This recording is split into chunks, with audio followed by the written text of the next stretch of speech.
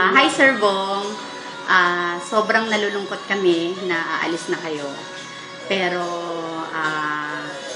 masaya din kasi alam namin mawawala na yung stress mo. At saka huwag mong iisipin na lagi lang kaming nandito. Kung sakasakaling magkaroon ng problema, pwede mo kaming tawagan. At kunin mo kami. Hindi.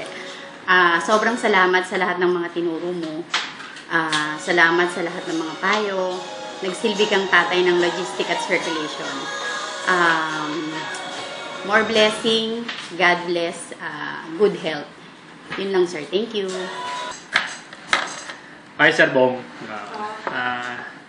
Gusto ko lang magpasalamat sa lahat ng binigay mo sa amin na pag-unawa.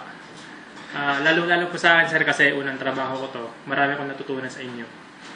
Kaya syempre nalulungkot kasi mawawala ka na dito sa logistics, sa Mega. So sana sir pag may problema kami dito, andyan pa rin kayo para sumagot sa mga tanong namin.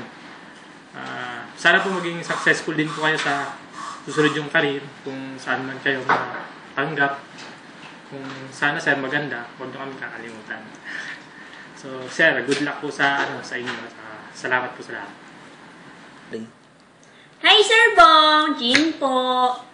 Hi, mamimiss ko na yung pag tumatawag ako. Hi Sir Bong! Jean po!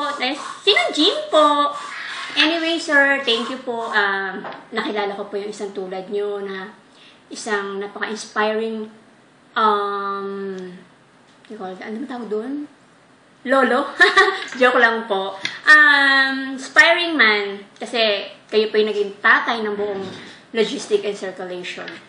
Anyway, sir, kahit hindi po magkaan po yung natin sa department magkaiba po. But still, our heart is with yours.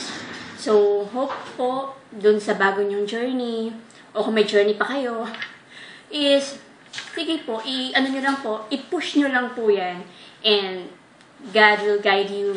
And hoping na sana, pag may pumalit man sa inyo, lolo din ng lahat. Yung tipong kagaya nyo rin po, hindi yung kagaya na itsura nyo, pero iba naman yung diba? Parang, so, difference. So, sana wag na lang na magkaroon ng kapalit. Anyway, sir, good luck. Break a leg. And see you soon. Kung meron pang soon. Goodbye!